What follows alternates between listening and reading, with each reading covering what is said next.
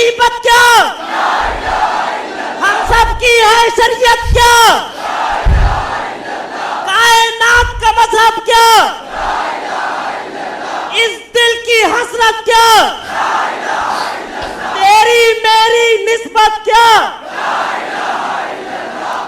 فمن يكفر بالطاغوت ويؤمن بالله فقد استمسك بالعروة الوثقى لا انفصام لها والله سميع عليم. اللہ نے یہ اعلان کر دیا محمد الرسول اللہ صلی اللہ علیہ وسلم کے ذریعے، صحابہ کرام کے دل و دماغ میں یہ بات راسخ ہو گئی کہ ہم طاغوت کے کافر ہیں اور ہم ایک اللہ کے مومن ہیں، ہم دین اسلام کے ماننے والے ہیں اور ہر طاغوت کا انکار کرتے ہیں، ہر طاغوتی نظام کا انکار کرتے ہیں، ہم اس نظام کے قائل ہیں جو محمد الرسول اللہ صلی اللہ علیہ وسلم نے پیش کیا ہے.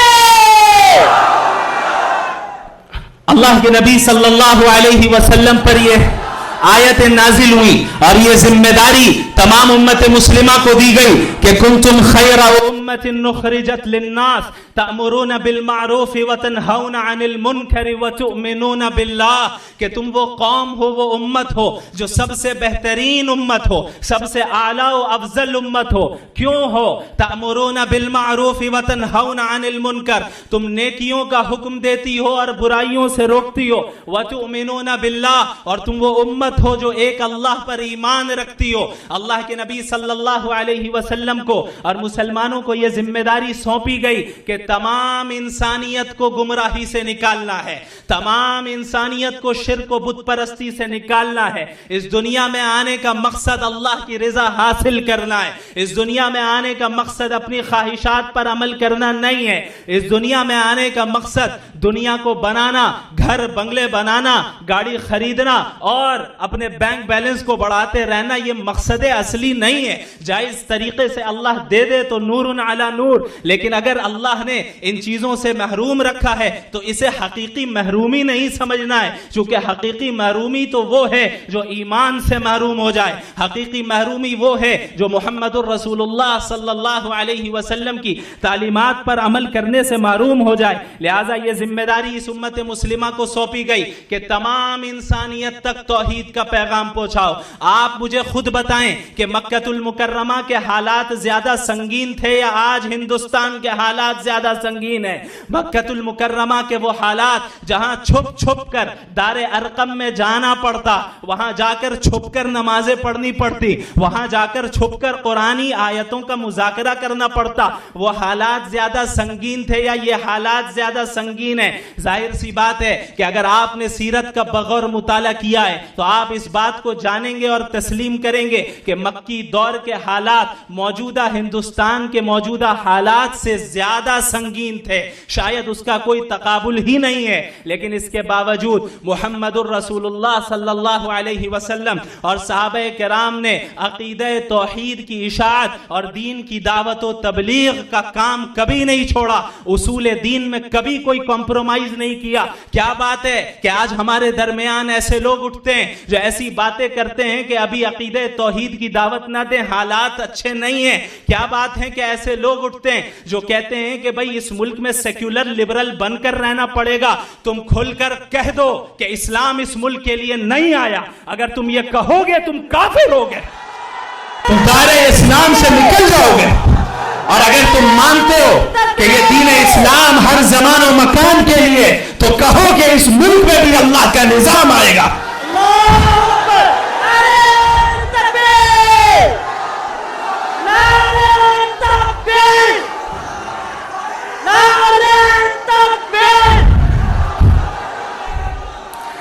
یہ ظاہر سی بات ہے کہ جب ہم حق کی دعوت دیں گے تو آزمائشیں آئیں گی. اگر تم یہ سمجھتے ہو کہ تم حق کی دعوت دو گے اور ناز و نعم میں پلو گے تو تم جان لو تم نبی کے منہج پر نہیں ہو.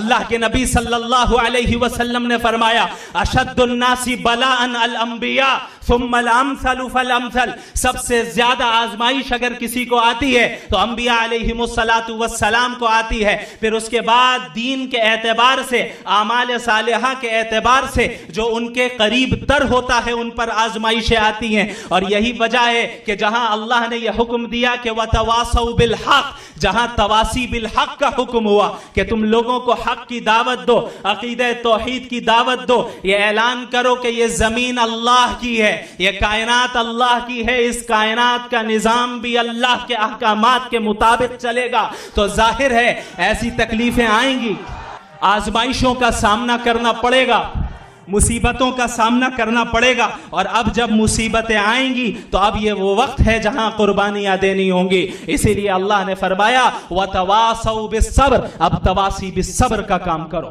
اب لوگوں کو صبر کی تلقین کرو. یا ایھا الذین آمنوا اصبروا وصابروا ورابطوا واتقوا اللہ لعلکم تفلحون. اے وہ لوگ جو ایمان لے آئے، خود بھی صبر کرو، صبر کی فضا عام کرو اور اپنے حدود پر قائم رہو، اپنے حدود پر محاذ پر ڈٹے رہو تاکہ تم کامیاب ہو سکو. مجھے ایسا محسوس ہوتا ہے کہ وہ صدا جو آپ نے احد پہاڑ کے دامن میں جب جبل رمات پر تیر اندازوں کو کھڑا کیا اور جو یہ صدا لگائی اور یہ حکم دیا لا تبرحوا اماکنکم، اپنی جگہوں سے نہ ہلنا، ڈٹے رہنا، خدا کی قسم رسول اللہ کی یہ صدا آج بھی گونجتی ہے.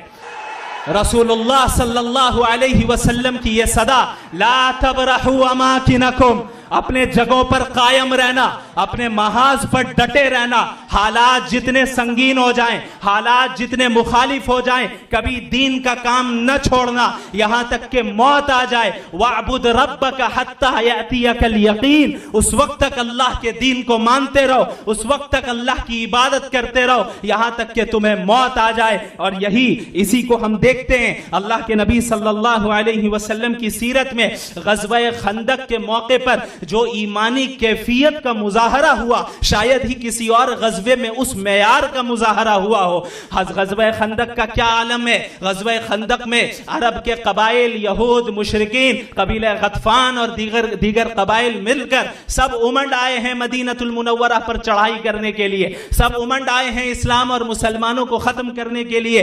اسباب کے تحت ایسا معلوم ہو رہا تھا کہ اب چند گھنٹے باقی ہیں اور اسلام کو ختم کر دیا جائے گا، مسلمان ختم ہو جائیں گے. بعض صحابہ کرام کی یہ صورتحال تھی جس کا ذکر اللہ نے قرآن کریم میں کیا. وَبَلَغَتِ الْقُلُوبُ الْحَنَاجِرَ وَتَظُنُّونَ بِاللَّهِ الظُّنُونَ هُنَالِكَ ابْتُلِيَ الْمُؤْمِنُونَ وَزُلْزِلُوا زِلْزَالًا شَدِيدًا، کہ خوف کے مارے کلیجے منہ کو آ گئے تھے اور ایسا محسوس ہو رہا تھا کہ اب سب ختم ہو جائے گا.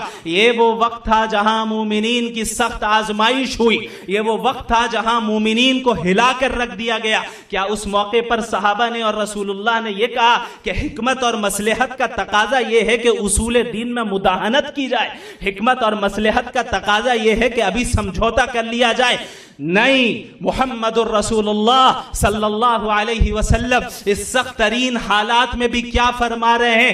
خدا کی قسم شام فتح ہوگا، خدا کی قسم فارس فتح ہوگا.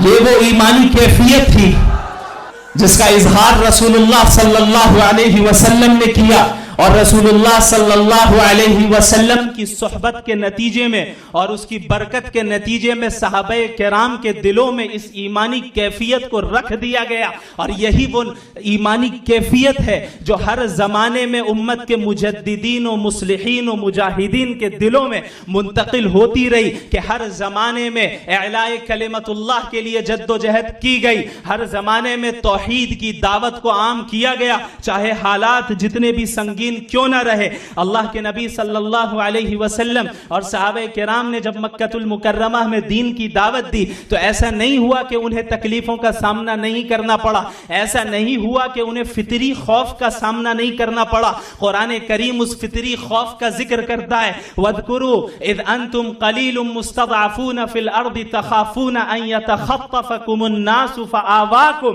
وَأَيَّدَكُمْ بِنَصْرِهِ. یاد کرو اس وقت کو کہ جب تم مکہ المکرمہ کی سرزمین میں بہت تھوڑے تھے, تمہاری تعداد بہت کم تھی اور تم ڈرتے تھے کہ تمہیں مشرکین اچک نہ لے جائے, اچھال کر لے نہ جائے, پکڑ کر لے نہ جائے. لیکن اللہ کی نصرت اور اللہ کی تائید تمہارے ساتھ رہی, اللہ کی تائید رہی, جس کا نتیجہ یہ نکلا اللہ نے تمہیں پناہ دی, جس کا نتیجہ یہ نکلا کہ اللہ نے تمہیں فتح اور بلندی اس دنیا میں بھی عطا کی. یاد رکھیں, اگر ہم چاہتے ہیں کہ ہمارے موجودہ حالات صحیح ہو جائیں تو حالات کا حل کسی سیاسی پارٹی کے پاس نہیں ہے.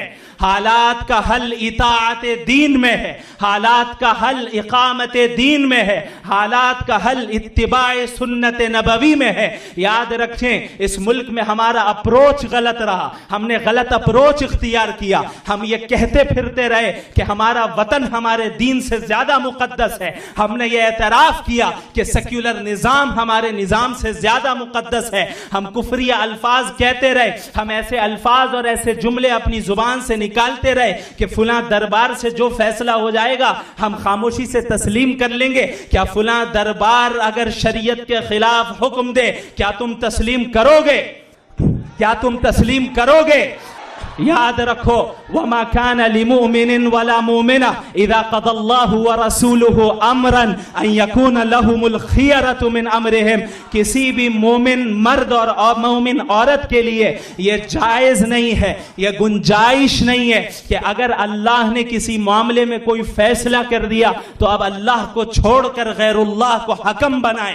یہ جائز نہیں ہے کہ اللہ کو چھوڑ کر, اللہ کے فیصلے کو چھوڑ کر اپنے من پسند خواہشات پر مبنی فیصلوں پر جو ہے اعتماد کرے اور اس کی اتباع کرے. یاد رکھو اے مسلمانوں, اس وقت پوری دنیا میں جو صورتحال قائم ہے عمومی طور پر, اور اس ملک میں خصوصاً جو مسلمانوں کی تنزلی کا حال ہے, جس پستی اور انحطاط میں ہم جا رہے ہیں, اس کا حل صرف اللہ کی رسی کو مضبوطی سے تھامنے میں ہے. اس کا حل اتحاد میں ہے. ہٹاؤ علاقائی عصبیت کو, دفع کرو مسلکی اور جماعتی تعصب کو, فرقہ وارانہ عصبیتوں کو ختم کرو, کلمہ توحید پہ متحد ہو.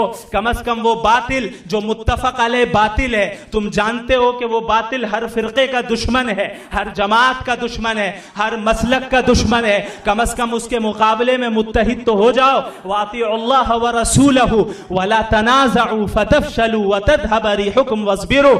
اللہ اور اس کے رسول کی اطاعت کرو اور آپس میں تفرقہ نہ ڈالنا, آپس میں لڑائیوں میں اور جھگڑوں میں نہ پڑ جانا, آپس میں فرقوں میں نہ پڑ جانا, ورنہ ہوگا یہ کہ دشمن کے سامنے تمہاری ہوا اکھڑ جائے گی, تم قائم نہیں رہ پاؤ گے, استقامت کے ساتھ ڈٹ نہیں پاؤ گے, تم مقابلہ نہیں کر پاؤ گے. لہٰذا اس بات کو یاد رکھو, ہماری اصل کامیابی اتحاد میں ہے اور اللہ کے دین کی اطاعت میں ہے. چاہے حالات کتنے ہی سنگین کیوں نہ ہو جائے, چاہے حالات کتنے ہی سنگین کیوں نہ ہو جائے. جس زمانے میں ہم ہیں, میں یقین کے ساتھ کہہ سکتا ہوں کہ اللہ کے نبی صلی اللہ علیہ وسلم نے اسی زمانے کے متعلق یہ پیشن گوئی فرمائی تھی. آپ صلی اللہ علیہ وسلم نے فرمایا کہ ایک زمانہ آئے گا کہ جب امت مسلمہ پر چاروں طرف سے تمام قومیں اس طرح ٹوٹ پڑیں گی جس طرح کھانے کے برتن پر چاروں طرف سے کھانے والے ٹوٹ پڑتے ہیں. صحابہ کرام کو تعجب ہوا کہ یا رسول اللہ کیا ہماری تعداد اتنی کم ہوگی؟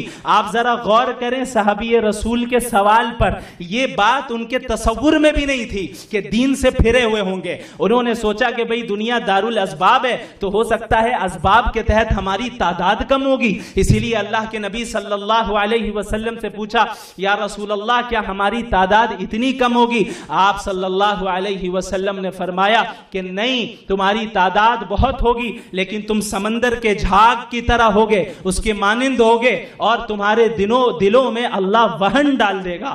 صحابہ کرام نے پوچھا یا رسول اللہ یہ وہن کیا ہے؟ آپ صلی اللہ علیہ وسلم نے فرمایا حب الدنیا و کراہیت الموت، دنیا کی محبت اور موت کا ڈر. یہ دو بیماریاں ایسی ہیں جس کی نشاندہی آپ صلی اللہ علیہ وسلم نے خود فرما دی. آپ صلی اللہ علیہ وسلم نے صاف صاف بیان کر دیا کہ کن دو بیماریوں کے نتیجے میں امت کا یہ حال ہوگا، اور بیماریوں کی طرف اشارہ کرنے کا مقصد اس کے علاج کو بتانا ہے. لہٰذا اگر تمہیں ترقی واپس چاہیے، عروج واپس چاہیے، تمہیں پستی سے بلندی کی طرف واپس جانا ہے، تو ان دو بیماریوں کو اپنے دلوں سے نکالو. دنیا کی محبت کو اپنے دل سے نکالو، اور اس کے لیے اس حدیث کو اپنے پیش نظر رکھو. آپ صلی اللہ علیہ وسلم نے فرمایا کن فی الدنیا کأنک غریب او عابر سبیل. اس دنیا میں اس طرح زندگی گزارو کہ گویا تم پردیسی ہو یا یہ کہ تم مسافر ہو. ایک مسافر جتنی لگژریت سفر کرے اس سے فرق نہیں پڑتا، اس کی نگاہ اپنی منزل کے طرف ہوتی ہے. وہ اپنے سفر میں قناعت کرتا ہے، جو کچھ نعمتیں ملتی ہیں اس پہ صبر کرتا ہے، چونکہ اسے معلوم ہے کہ میری منزل یہ نہیں ہے، میری منزل تو میرا گھر ہے. جہاں مجھے جانا ہے وہاں جا کر زیادہ آرام ملنا ہے، وہاں جا کر اصل آسائش اور آرائش ہمیں ملے گی، وہاں جا کر مجھے نعمتیں ملیں گی. تو اسی طرح اس دنیا میں بھی زندگی گزارو کہ اس دنیا میں اللہ نے تمہیں حلال اور جائز طریقے سے جتنا کچھ دے دیا اس پہ قناعت کرو اور اپنی منزل کو پہچانو. تمہاری منزل یہ دنیا نہیں ہے، تمہاری منزل جنت ہے. وہ جنت ہے جس کے متعلق اللہ کے نبی صلی اللہ علیہ وسلم نے فرمایا ما لا عین رأت ولا اذن سمعت ولا خطر علی قلب بشر. یہ ایسی جگہ ہے جسے کسی آنکھ نے دیکھا تک نہیں، جسے کسی کان نے سنا تک نہیں، اور کسی انسان کے امیجنیشن میں بھی جنت نہیں آئی. یہ آپ کچھ بھی سوچ لیں، جتنی لگژریس لائف کو آپ امیجن کر سکتے ہیں کر لیں، جنت اس سے بھی اعلیٰ ہے.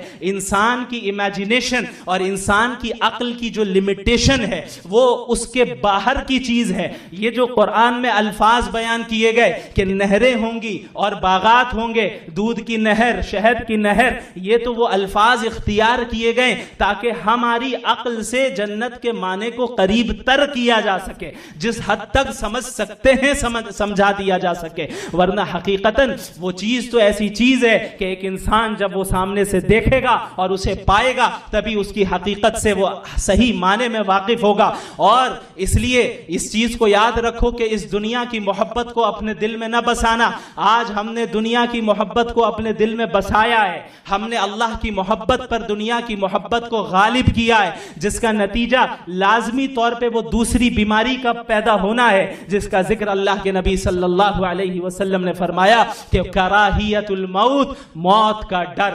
موت کا ڈر اپنے دلوں سے نکالنا یہ مسلمانوں کی ذمہ داری ہے. یاد رکھو موت و حیات کا مالک اللہ ہے. اللہ جسے چاہے گا موت دے گا، جسے چاہے گا اسے زندہ رکھے گا. کوئی کسی طاقت کے اندر یہ کسی کے اندر اتنی استطاعت نہیں ہے کہ اللہ کی تقدیر سے ہٹ کر، اللہ کے فیصلے سے ہٹ کر کسی کو زندگی دے دے یا کسی کو موت دے دے. موت کا ڈر صحابہ کرام کے اندر نہیں تھا. حضرت خبیب کے ساتھ کیا معاملہ ہوا، کس طریقے سے انہیں جب قتل کیا جا رہا تھا، شہید کیا جا رہا تھا، کس طرح کے الفاظ انہوں نے کہے، دیگر صحابہ کرام نے کس طرح کے الفاظ کہے. جب غزوہ احد کے موقع پر